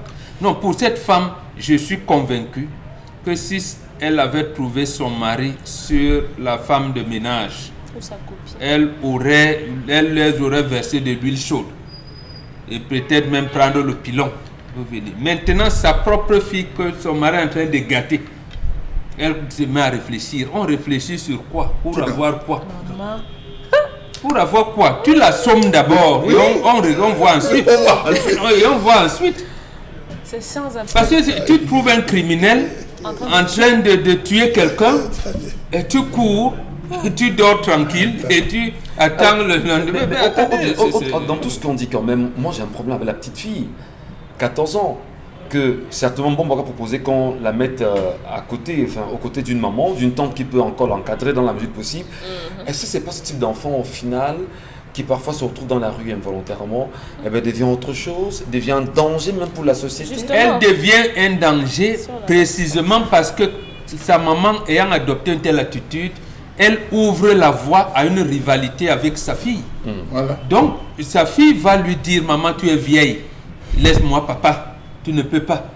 Il t'a abandonné, il est venu à moi, donc tu ne vaux rien. Donc, vous voyez une petite fille, vous imaginez une fille de 14 ans qui vient dire ça à sa maman. Et justement, si sa maman résiste, elle va donc fouguer. Soit le vieux, il va louer, la logique il va commencer donc à faire identité le vieux, ou alors, si c'est rude, elle a la honte, elle va commencer à faire le poteau et elle va se retrouver dans la rue. Des messages, Isabelle Carole? Des messages. Bonjour les amis, moi c'est Nicaise et pour ma part, cette femme doit dénoncer ce monsieur. C'est un danger pour le pays et cette femme n'aime pas son enfant. Comment peut-on vivre avec un enfant abusé sexuellement et ne pas le constater? Elle est pareille que son époux. Oh là là. Ouais, c'est méchant. Quand même. Bonjour le 10-12, par rapport au sujet du jour, je pense que ce monsieur a fait s'appelle abus sexuel sur mineur. Qu'elle se sépare du monsieur et porte plainte à ce dernier, Thomas, depuis... Non, moi j'ai un problème avec votre français. Abus sexuel sur mineur veut dire quoi? Parce qu'elle a 14 ans, voilà. elle n'est pas encore majeure. Je préfère mieux tentative d'assassinat. Okay. Et la mineure, Puisqu'en plus on s'est retrouvé avec une maladie. La mineure en même temps qui ose quand même dire qu'elle est une tentative d'assassinat. Elle pense, puisque fou, le monsieur lui dit que je vais t'épouser, je n'aime pas ta mère, c'est toi que j'aime. Elle est manipulée. Non, mais donc vous voyez donc, et elle si, est manipulée. Est-ce que la prison est une solution pour ce type de personnes? C'est un début de solution. Après l'avoir castrée comme au Maître Cameroun, non. Chapounté le dit, généralement parce qu'elle estime qu'on doit couper cette arme de crime là, on coupe ça, on l'envoie en prison et maintenant elle refait sa vie simplement. Isabelle. Cette femme est la cause de ce problème. Elle n'a qu'à supporter les conséquences de son manque de dialogue entre mère et fille. C'est un peu dur. Hein.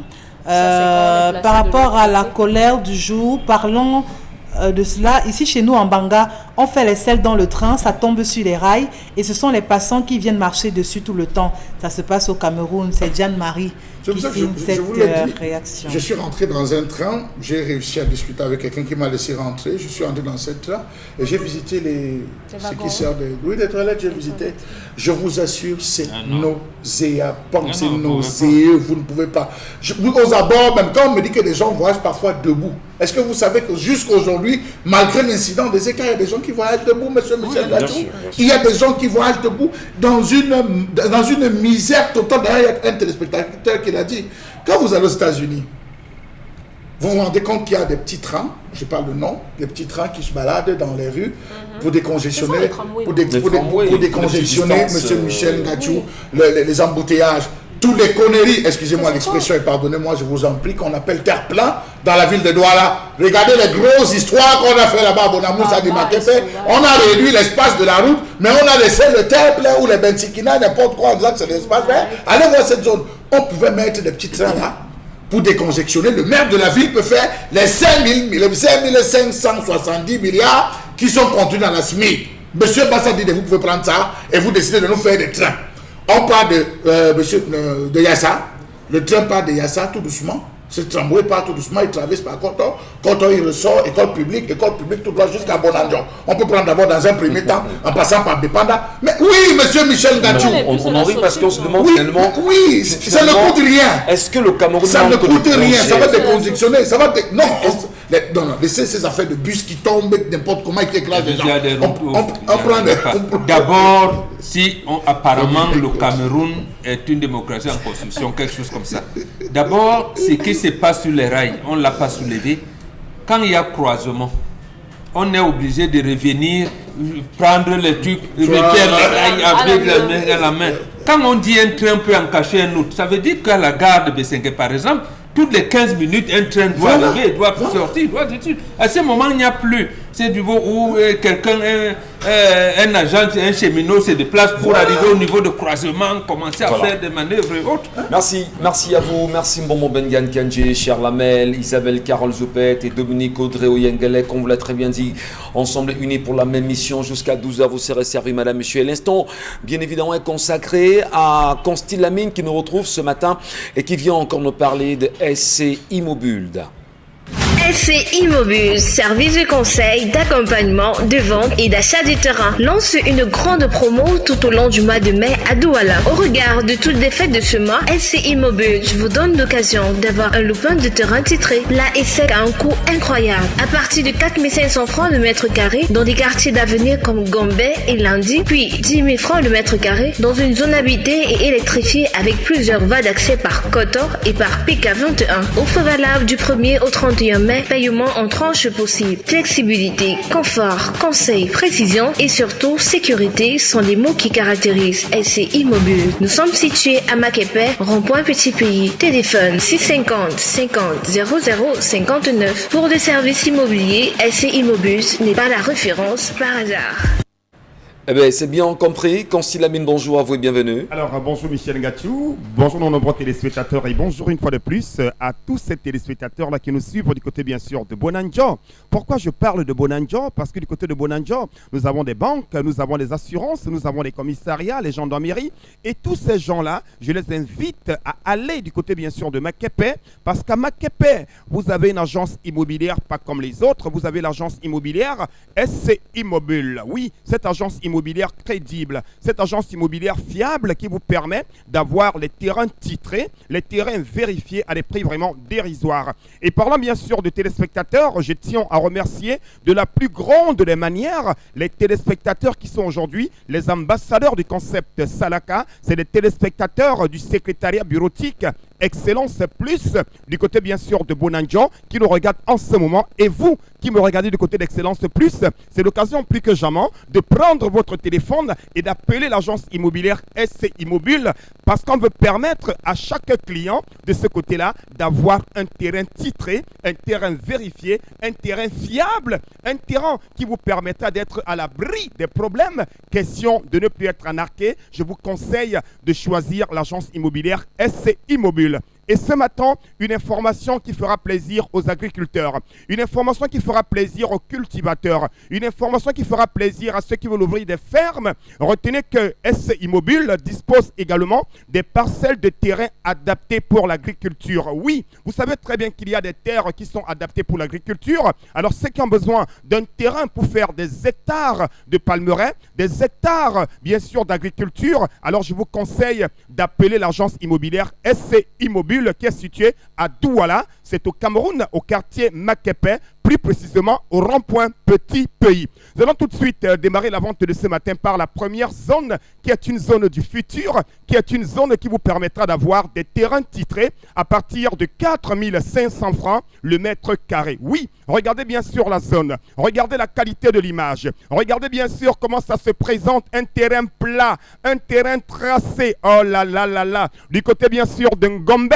Est-ce qu'on doit encore acheter le mètre carré de terrain à 100 000, le mètre carré de terrain à 50 000? Non, c'est terminé. Il n'y a plus ça au Cameroun parce que SC Immobile vous permet d'acheter un terrain titré à partir de 4 500 francs le mètre carré du côté bien sûr de Ngombe, c'est à Douala au Cameroun.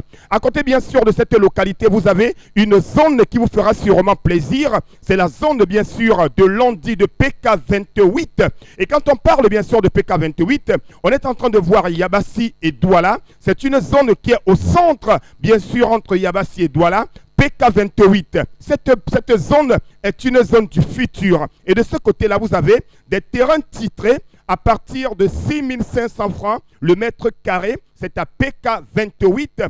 Offre valable du 1er au 31 mai 2021 pour un minimum de 150 mètres carrés de terrain par personne. À côté bien sûr de PK28, on parle également d'une autre zone qui est donc la zone de Londi B.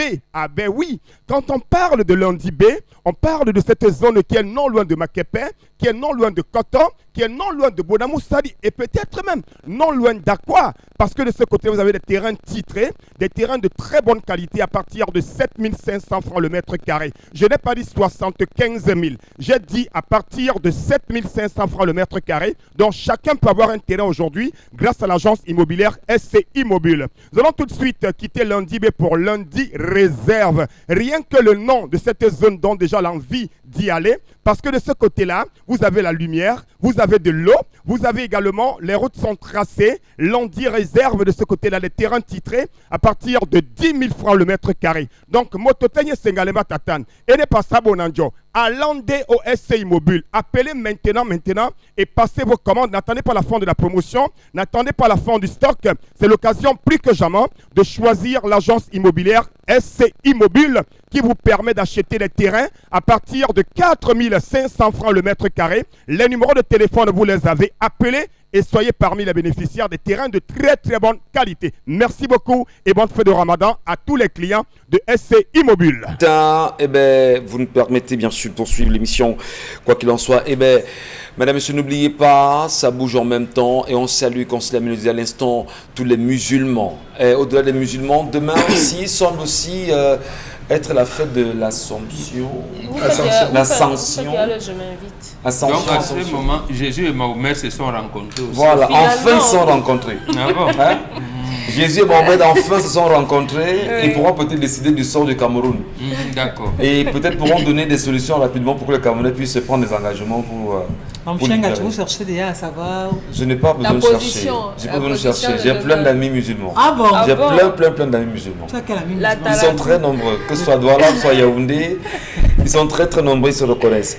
On va d'ailleurs leur souhaiter bonne fête déjà, par anticipation, en espérant que demain aussi, on pourra leur rendre un hommage, leur rendre un hommage véritable sur le plateau.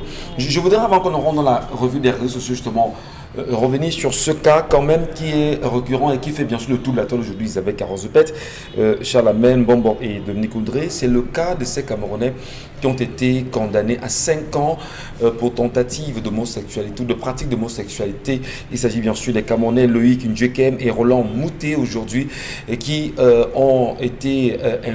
qui on a infligé la peine de 5 ans prison ferme quand même aujourd'hui. Et c'est une situation qui a poussé plein de Camerounais à réagir sur les réseaux sociaux hier pendant toute la journée, toute la nuit même. D'ailleurs, d'aucuns ont signifié leur fierté pour une telle condamnation. D'aucuns également se sont indignés. Au final, quelle est la belle position à prendre aujourd'hui quand on sait quand même que le code pénal camerounais condamne fermement les pratiques d'homosexualité au Cameroun? Où en sommes-nous? Je voudrais peut-être vous demander, Charlamel, vous avez au moins vu aussi les nombreuses réactions des Camerounais sur la question de Loïc Ndjekem et de Roland Mouté, ces 2 Camerounais qui se sont quand même pendant près de 3 ans, voire plus, présentant Mondo Vision comme étant des homosexuels assumés. Alors, j'estime que la justice n'a fait que commencer son travail, je l'estime, parce que les Bantous, ils ont une façon assez particulière de gérer ce genre de situation, de gérer. Lorsque vous vous retrouvez à avoir un outil qui ne vous sert plus, autant mieux vous l'amputez, Monsieur Michel. On l'amputait de la plus belle de toutes les manières en vous disant vous avez fait un choix, et bien assumez votre choix. Vous l'amputez personnellement? Oui, on le fait. Mais, Monsieur Michel, si je vous dis qu'aujourd'hui encore je pratique la circoncision traditionnelle, vous n'allez pas croire que nous avons été initiés à cela, nous sommes passés par là et que nous continuons à le faire, la circoncision, et ça marche, vous n'allez pas le croire. Donc c'est des rituels, c'est des choses qu'on pratique encore. Donc on aurait pu sanctionner. Je crois encore sur la toile, vous allez vous rendre compte qu'il y a d'autres individus qui brillent encore par cela et qui influencent. Et là, j'interpelle Dominique Audrey qui parlait des influenceurs, qui continuent d'influencer la jeunesse. Aujourd'hui, les jeunes, désormais sur la toile, on propose de l'argent. Venez me retrouver, c'est 25 000, c'est 50 000, c'est sur la toile. Hein? Vous êtes là, tu es dans la galère, tu souffres, tu n'as rien, mon gars, viens, je serai ton bon gars. Écoutez, la justice doit, avec l'antique, travailler dans ce sens pour traquer ces individus qui se retrouvent à pervertir la jeunesse et décidément les mettre hors d'état de nuire. Oui, c'est vrai que les gens mettent un peu d'organes, la question de l'orientation du sexe, ils veulent débattre de cela, qu'ils se retrouvent en France, ils se retrouvent aux États-Unis, qu'ils se retrouvent dans toutes les associations, qu'ils aillent débattre, pas ici, parce que la loi et les textes sont clairs. Très bien. Alors, Bengan Kandji, vous aussi, vous avez regardé ces nombreuses réactions des Camerounais, non, à la suite de la condamnation de M. Ndjekem Loïc et de M. Ndjekem Loïc et Roland Mouté. Oui, et j'ai apprécié le comportement des magistrats. Il faut frapper. Ici, l'intention vaut l'acte. Donc, il faut dire, nous sommes en train de corriger les déviances sociales.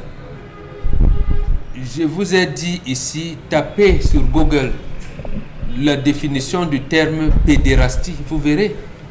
Et chez les Grecs, c'était, j'allais dire, quelque chose qui était considéré comme moral et éducatif. Donc, il y a des pratiques, alors que chez nous, ce n'est pas ça. Donc, on prend la culture d'ailleurs, on vient vous amener, et la manipulation qu'il y a dedans. On vous dit mariage pour tous. Mais bon, on ne peut pas être polygame en France. C'est que j'ai coupé la tête de Jésus. Je vais être tué. Mais on vous dit 2 hommes, 2 filles peuvent se marier.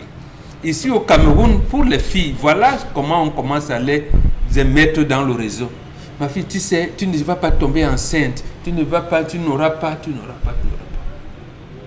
Donc, je pense que les magistrats doivent se saisir d'un tel dossier et nous amener à corriger la société. Parce que lorsque la justice prend le travail, à ce moment, il y aura un équilibre dans la société. L'homosexualité doit être condamnée avec la dernière énergie. Avec la dernière énergie. D'abord, eux-mêmes, ils parlent de rapports sexuels contre nature. Mais vous ne comprenez pas. Pourquoi tolérer? Ce n'est pas parce que chez eux, ils font des trucs. J'ai même vu dans un synthé hier, dans la télévision France 24, on dit apparemment les prêtres ont célébré un mariage homosexuel en Allemagne. Bon, donc Jésus commence à adopter, comme il va se rencontrer avec Mahomet peut-être demain, ou bon, je ne sais pas quelles décisions vont prendre. Mais vous savez quand même, bon Benga, que le lobby homosexuel à travers la planète est un lobby très puissant. Vous croyez justement que ça sert de leçon à ceux qui sont dans cette pratique aujourd'hui, que ce soit hommes comme femmes? Vous croyez que cette condamnation n'a pas fait grand-chose parce qu'on sait en même temps, vous connaissez des noms. L'histoire évolue. Des personnes investies dans cette pratique. L'histoire évolue par les crises. Il faut que les peuples qui n'aiment pas cette pratique-là entrent en crise, en confrontation avec les peuples qui en font, j'allais dire, leur orientation morale. Parce que ça reste chez eux. Mais comme le monde, apparemment, c'est un village, on va donc dire qui est orientation morale ou pas. Parce que la société doit vivre avec des principes moraux. De la morale. Si les principes de la morale n'existent plus, pourquoi critiquer alors le vol? Un enfant qui vole, un enfant qui est têtu, qui n'arrive pas. Pourquoi? Donnons la parole à Isabelle Carole quand même. Vous nous suivez, regardez Isabelle. Qu'est-ce que vous en dites-vous? Sanction, 5 ans pour ce frère, pour ce jeune Camerounais qui a choisi justement une voie dont il dit bien sûr assumer, mais qui n'est pas la voie que nous voulons pour lui, humainement parlant. Oui, c'est normal parce que si c'est ce qu'il a choisi, il n'avait qu'à se retrouver dans l'environnement qui convient ou alors dans lequel c'est légalisé, c'est officialisé et c'est accepté. Il n'avait qu'à se retrouver sur d'autres cieux. Et là, il n'aurait pas à avoir justement affaire à la justice. Je crois qu'on a mieux fait de trancher ainsi pour calmer et tuer même ces ardeurs des autres personnes justement qui dans le noir ont cette tendance ou alors font ce choix. Pour leur dire que justement au Cameroun encore jusqu'ici ce sont des pratiques qui sont interdites et pour ça vraiment avec la dernière énergie on est unanime sur le fait qu'il faut justement condamner cela. Mais maintenant moi ma crainte ou ma peur c'est que connaissant le milieu justement carcéral aujourd'hui au Cameroun, c'est que 5 ans après le bilan soit plus lourd. Ça veut dire que on a des personnes qui arrivent en prison parce qu'ils ont volé, parce qu'ils ont tué, parce qu'ils ont fait ci ou ça, que ces personnes-là sortent de là et ont plutôt cette tendance sexuelle. Parce que l'individu en lui-même, étant dans ce milieu carcéral, peut-être n'étant pas suffisamment contrôlé comme il se doit, se retrouve en train de contaminer ou encore d'amener les autres à penser également comme lui. Ça aussi, il faut essayer de voir 7 ans. 5 ans, c'est beaucoup, c'est énorme, c'est normal. Mais maintenant, il faut que pendant ces 5 ans, on veille à ce que justement l'hémorragie vraiment ne soit pas... Il recommence ça, on les remet là-bas à la récidive, ce sera 20 ans. Donnons la parole de Dominique Audrey quand même. Et si elle a regardé ces images de Dominique Audrey, on sait déjà qu'il y a très peu d'hommes sur la terre aujourd'hui pour trop de femmes quand même. Non. Arrêtez ce que vous voulez dire. Je vous ai choqué. Mais non. C'est choquant. C'est choquant quand il y a très peu d'hommes. Non, si on s'en tient aux statistiques quand même aujourd'hui et que nous ayons encore des frères qui choisissent d'aller ailleurs alors qu'on sait que nos sœurs en ont besoin pour être mariées, c'est un problème quand même, non, de Nicolas. Vous savez que je n'aime pas ça. Vous me provoquez, Michel Gacho. Moi, j'ai été interpellée par beaucoup de commentaires. L'opinion publique pense que c'est la première fois qu'on condamne des Camerounais pour ce genre de pratique. Pourtant, 2005, 2006, 2004, il y a des Camerounais de 22 ans et plus qui ont été condamnés déjà pour de mêmes tentatives ou bien pour les mêmes délits. Parce que le code pénal de 2016, en son article 347, alinéa 1, sanctionne de 5 à 6 ans et d'une peine de 20 à 200 000 francs CFA toute personne qui pose des actes, un acte sexuel avec une personne de même sexe. Et le Cameroun fait partie de ces quelques pays-là qui, depuis 1972, est contre ce genre de pratique. Moi, généralement, on nous dit ici que vous êtes à la conséquence. Je crois qu'on devrait remonter jusqu'aux causes parce que jusqu'aujourd'hui, on a ce qu'on peut appeler une élite, pas forcément politique, mais les personnes qu'on peut considérer comme des influenceurs qui se mettent parfois dans la peau des femmes. On a ces hommes-là qui se mettent dans la peau de femmes, se féminisent un peu. La conséquence, lorsqu'on pose ce genre d'actes, on va se cacher derrière une pseudo-fonction, un pseudo-métier et tout ce que vous voulez. Mais les enfants qui regardent, les jeunes qui regardent à la maison ne font pas la part des choses. On prend simplement, un homme peut s'habiller comme une femme, un homme peut se coiffer comme une femme, un homme peut. Je crois que notre société n'est pas préparée à un certain nombre de choses. Et par conséquent, on doit mettre les garde-fous. Il faut faire attention. Les jeunes prennent pour modèle les personnes qui semblent avoir explosé sur nos écrans. C'est ça qui représente les modèles. Et nos plus jeunes le prennent. Et il faut faire très attention. Et surtout, avec les réseaux sociaux aujourd'hui, c'est très dangereux. Rien ne s'arrange. Il faut donc faire très attention. Vraiment, la télévision aujourd'hui, les séries qu'on regarde à la maison avec les enfants, c'est la promotion. Les dessins animés, c'est la même promotion. La musique, c'est aujourd'hui les principaux vecteurs. Non, ça fait peur. Ça a commencé en 86-87 avec la série Dynastie. C'est-à-dire que les lobbies homosexuels ont dit qu'ils ne financent plus l'industrie pharmaceutique s'il n'y a pas des actes homosexuels dedans. Voilà. Donc là maintenant, n'attendons pas que Emmanuel Macron ou le Trudeau au Canada ou tout, s'ils parlent, on leur dit restez là-bas avec vos choses. Et il y a eu une pénétration tout à fait particulière. Quand on parlait de dynastie, il faut regarder la série Melrose Place également, que nous regardons très jeune. Il y a des séries comme, vous me permettez, Friends également. Au-delà de, donc moi c'était assez grave. Il y a il y a eu une adaptation où on présente quand même des gens qui s'acceptent petit à petit. Si. Et voilà, aujourd'hui c'est devenu connu, tout le monde, ça ne dit plus rien à personne, mais on espère encore que les parents qui nous regardent ce matin prendront conscience et ensemble, nous ferons ce qu'il y a lieu de faire pour éviter que nos enfants, on fera tout ce qu'on peut pour qu'ils ne tombent pas.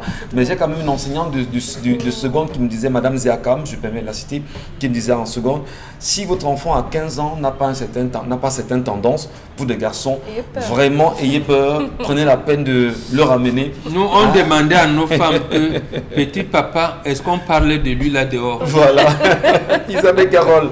Allez, les éléments de revue, Isabelle Carole.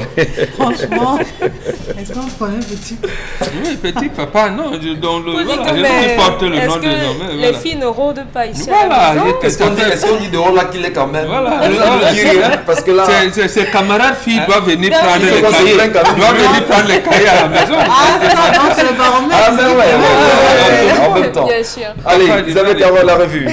Revue des réseaux sociaux. Alors, je vous amène au quartier résidentiel du côté de Bonamoussadi, justement dans le 5e arrondissement de Douala, pour parler bien sûr du courroux des populations de ce côté-là, notamment au bloc 23, voilà, pour qu'on soit un peu plus bien précis, bloc 23, donc avec cet espace vert justement qui est à l'origine de ce mécontentement des populations qui se disputent cet espace avec un particulier. Voilà ces populations justement qui disputent dans l'espace en question avec un particulier donc de ce côté qui dit avoir des droits sur cet espace. Pourtant les riverains qui y sont depuis 30 ans et même plus affirment justement que ce n'est pas le cas. Les documents de la mairie reconnaissent lot de 1000 mètres carrés comme espace public. Il faut noter qu'il y a des procédures judiciaires qui sont en cours et ces populations disent avoir reçu des intimidations de la part de ce particulier. C'est une affaire qui dure depuis environ 1 an aujourd'hui et le particulier, lui, qui n'entend pas baisser les bras parce que, dit-il, pour l'avoir donc justement à partir du reporter qui était sur les lieux, l'avoir eu au téléphone, qui dit avoir justement tous les documents qui prouvent que cet espace lui appartient. Alors, je veux comprendre quand même aujourd'hui, parce que ce n'est pas... Ah, c'est lui en image en même temps. Alors, qu'est-ce qui se passe aujourd'hui au Cameroun? Il y a des gens qui ont beaucoup d'argent, qui ont de la peine à avoir des espaces vides. C'est-à-dire que vous savez que c'est un espace vert, c'est un espace qui est censé être inhabité, mais vous avez beaucoup d'argent où vous dites, je veux l'endroit-ci. Quoi qu'il en soit, je veux cet endroit. C'est pas comme ça que ça commence. C'est quoi, il y a les lotissements partout au Cameroun, non? Mais qu'est-ce pourquoi on va pas chercher là-bas? Pourquoi ne pas aller ailleurs? C'est l'Ongomna. C'est l'autorité administrative, les sorties de l'ENAM là, les Namiens ou comment vous les appelez, c'est eux qui gâtent le pays. C'est eux qui gâtent le pays. Justement, ces cités d'ici, leur aménagement a été fait par la Maïture. Maïture, avant que la SIG ne construise. Il est resté des espaces verts, un endroit où des loisirs, ainsi de suite, ainsi de suite. Comment l'autorité administrative peut-elle venir à donner ça à quelqu'un avec un titre foncier? Et il vous dira que c'est vous qui êtes antipatriote, c'est lui qui est le patriote. et qui va vous interdire de manifester, dit trouble à l'ordre public. Justement, ils ont donc laissé. Vous avez parlé de l'élite tout à l'heure. Oui. L'élite n'a pas vocation à développer un pays ou une localité. Le concept d'élite qui est né au 19e siècle. Vous avez vu, réalisez un peu même l'histoire de la France avec la Commune de Paris. On les tuait. Mais ici, chez nous, l'argent a tordu le fer. L'argent a tordu le fer. Donc, c'est eux qui vont en Europe. Ils vont voir les espaces verts. Ils voient même comment les cimetières sont bien entretenus. Et les mêmes gens viennent ici, ils piétinent leur peuple, ils ne leur donnent pas les mêmes commodités. Et vous dites que vous avez fait l'école. Vous êtes instruit, vous êtes éduqué. C'est ça l'éducation? C'est pas seulement à Douala, c'est un peu partout quand même. J'ai dit partout, c'est les autorités administratives légales aujourd'hui au Cameroun qui voudraient que l'on puisse au moins encadrer ces espaces verts. Mais qu'est-ce qui explique que des particuliers aujourd'hui, comme on l'a très bien dit, en accointance avec l'autorité administrative, veulent tout faire pour s'en approprier ces espaces verts aujourd'hui au Cameroun? Alors, M. Ngatiou, nous étions en août 2011 sous Fayengo Francis, qui était gouverneur de la région du littoral, qu'il y avait les mêmes problèmes dans la zone de Bonamou-Sadi qui avait nécessité une descente sur le terrain. Cette descente était faite par le ministère du développement, de l'habitat et du développement urbain. On a eu la descente des représentants du ministère des Domaines, des représentants de la SIC, des représentants de la Maïtu. Avec l'ancien délégué, Tonnet, ils ont fait une descente sur le terrain. Ils ont visité 4 sites. À cette époque, 4 sites querellés, notamment la zone A qui avait 2 sites, la zone à Bonamou-Sadi, le bloc C, le bloc 5 qui avait un site, et en face Tradex Bonamou-Sadi. En face Tradex Bonamou-Sadi, les différents sites querellés. Si vous passez là-bas, il semblerait donc que certains individus, ils se disent opérateurs économiques, sont allés rencontrer les autorités administratives, je dis et les autorités, je pèse mes mots, administratives, à qui ils ont versé de sérieux pots de vin. En disant vraiment l'espace là, je vais prendre durant cette attitude-là, vraiment un temps et tout. Ils ont reçu des accords officieux de ces différentes autorités administratives. On leur a dit, allez, mais ne commencez pas en journée, il ne faut pas qu'on vous voie. Je me souviens bien, c'était le 22 août. C'est dans la nuit, M. Michel Ngatiou, mardi à mercredi, que les gars ont entamé les travaux. Les gars, en se levant le matin, découvrent des murs déjà montés et tout. En face de Tradex, mon amour, ça dit, je prends cette zone personnellement, où les gars m'ont dit, mais c'est pas possible. Les habitants sont en disant, mais c'est des espaces verts. L'un des rôles des espaces verts, c'est de fournir assez d'oxygène, assurer cette transformation du gaz carbonique en oxygène. Ainsi, vous connaissez bien comment le principe fonctionne. Mais comment vous venez détruire cet endroit qui appartient? Les populations se sont levées. À peine face à l'Adex a démarré, que la zone de comment vous appelez ça, de bloc 5, ils se sont levés, la zone A, ils se sont levés, ils ont commencé à déplier et tout. Il y a eu cette descente. Cette descente, on a dit, c'est impossible. Tonnet a voulu arriver, et je cite, il a voulu nuancer en disant non, on se rend compte que c'est frais, on ne peut pas casser, on va procéder à l'étude des dossiers, il faudrait qu'on rentre, on va transmettre à la hiérarchie, que la hiérarchie donne son avis sur cette question. C'est la présidence de la République, il faut le dire ici, qui avait tranché en interdisant systématiquement la construction sur ces espaces verts.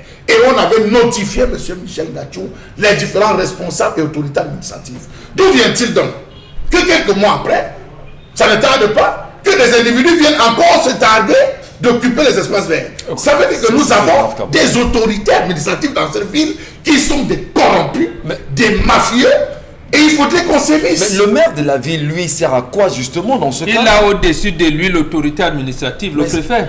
Mais c'est incroyable quand même. Oui, mais justement, c'est pour ça qu'il faut changer ce système.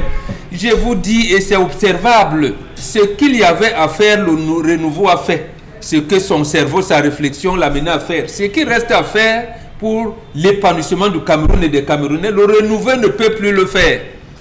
Donc quand on ne peut pas, on laisse. Comme il ne peut donc pas laisser, je vous en prie, on ne chasse pas une dictature en appliquant les lois de cette dictature-là. Mais c'est grave, le sous-préfet dit quoi? Le sous-préfet de Douala 5, il dit quoi? Les différents responsables, le préfet, le gouverneur. Mais vous voyez, ces soi-disant pseudo-opérateurs, c'est des gars qui savent arroser les autorités administratives. Bien sûr. Ils savent arroser la chaîne. C'est-à-dire que lorsque vous arrivez pour vous plaindre, on subtilise un dossier. On vous dit non, monsieur, vraiment à ce niveau, moi j'ai fait mon travail. Vous avez vu, je vous ai donné même, allez voir le commandant pour arrêter les travaux. Vous allez voir le commandant, c'est le préfet qui sort. Donc on vous met dans une spirale où vous vous retrouvez en train de tourner, vous vous sentez que vous êtes engourri. On vous dit si ça ne va pas, allez rencontrer le juge. Rappelez-vous de l'affaire d'Enver. Nous avons débattu ici sur ce plateau de cette affaire, l'occupation. Vous savez ce qui avait été fait. Mais c'est des autorités. Quels sont les individus, comme on dit, les énamiens qu'on nomme dans les différentes villes? Quelle est l'identité de ces personnes qui arrivent et qui sont prêts à tout? Regardez un espace vert comme celui-là. N'est-il pas beau? N'est-il pas bien? Même si on décrit la grandeur, n'est-il pas beau? Qu'on vienne construire n'importe quoi, où les gens vont mettre des sonorités, où les gens veulent faire des bars, où les gens... Mais attendez, le principe de résidentiel là, vraiment, c'est ce principe-là. Ils ont déjà foulé sur pied parce qu'ils vivent à Bonanjo. Je crois, je dirais aux populations, levez-vous, c'est bon, vous dites souvent, levez-vous contre la tyrannie et quoi? Et l'oppression. Oui, levez-vous contre la tyrannie et l'oppression. Voilà. Merci beaucoup, Bon Benga, Charles Hamel, Isabelle Carole et Dominique Audrey. Allons justement, cette fois-ci, reparler avec Constille Lamine qui vient avec le projet IRLISA. Nous sécrétons dans nos conduits auditifs une matière jaunâtre et peu ragoûtante que nous avons pris l'habitude de retirer avec des cotons-tiges. Pourtant, il ne faut jamais faire ça. Le coton-tige provoque des bouchons d'oreilles ou pire que ça, il blesse vos tympans. Et c'est encore plus fréquent chez les enfants dû à leur conduit auditif plus étroit. Pour remédier à ce problème, des chercheurs ont mis en place un appareil permettant d'aspirer l'intérieur des oreilles sans aucun risque. L'embout de cet aspirateur est conçu pour aspirer uniquement d'un côté. Cela permet de ne jamais être en contact avec votre tympan. Mais cela est-il vraiment nécessaire de se nettoyer les oreilles? Oui. Les médecins recommandent un nettoyage d'oreilles par semaine. Il existe certains moyens de les nettoyer, mais ils sont souvent trop coûteux et prennent énormément de temps. C'est donc pour cela que le Earlys Up a été conçu. Car il est sans aucun risque, rapide, moins cher que toutes les autres méthodes, mais surtout il nettoie à 95% vos oreilles, contrairement aux autres méthodes qui nettoient au maximum 60%. Pour utiliser le Earlys Up, rien de plus simple. Allumez l'appareil et entrez délicatement le tuyau dans votre oreille ou celle de votre enfant. Faites ensuite tourner lentement le Earlys Up pour ainsi aspirer tous les déchets du conduit auditif. Il est recommandé de faire cette manipulation pendant 10 à 20 secondes par oreille. Sachez que chaque jour, plus de 200 personnes sont hospitalisées à cause des cotons-tiges. Ils provoquent souvent des bouchons de coton et de cérumen, mais le plus grand danger reste le dégât au niveau des tympans qui provoque souvent des pertes de l'audition. Allez, Constille Lamine, cette fois-ci, vous nous parlez bien évidemment de Earlys Up. On vous écoute. Alors merci donc Michel Gatchou, bonne fête de l'Ascension à toi et bonne fête de Ramadan à tous les musulmans qui nous regardent ce matin. Alors je rappelle que à l'occasion de cette double l'Ascension, j'ai bien dit l'Ascension et la fête du Ramadan qui aura lieu sûrement demain. Et à l'occasion de cette double célébration des fêtes religieuses, le concept Salaka a une fois de plus décidé d'offrir un mercredi en couleur à tous ses clients. Oui, un mercredi tout en rose, un mercredi dans la gaieté, un mercredi dans la joie. Raison pour laquelle je vous offre encore ce mercredi une véritable promotion sur tous les articles du magasin 1001 tapis. Que ce soit sur l'électroménager, l'électronique, les tapis de braise, quel que soit ce que vous allez acheter au magasin 1001 tapis, quand vous allez acheter un article, le second article vous sera vendu à moitié prix. Ça veut dire quoi par exemple? Le tapis de braise qui coûte 10 000 francs, quand vous allez l'acheter aujourd'hui, vous achèterez le deuxième à 5 000. Donc, 2 tapis de braise vous reviendront à 15 000 francs au lieu de 20 000. C'est une offre qui est encore valable aujourd'hui jusqu'à 18 h pour tous les clients du concept Salaka. Mais pour ce qui est de l'appareil pour nettoyer les oreilles, pour ce qui est du Earlys Up, vous aviez encore plusieurs semaines. Vous achetez un Earlys Up, on vous donne le deuxième gratuitement. Ah ben oui, hein? When you buy one Earlys Up, then they give you second one gratuitement. I go just talk say, you want for nettoyer your oreille, you want clean your oreille, just come for magasin 1001 tapis and buy your appareil for nettoyer oreille. They call them say appareil for nettoyer oreille, en anglais renfoncé. Ça c'est l'anglais renfoncé by Constille Lamine, appareil for nettoyer oreille.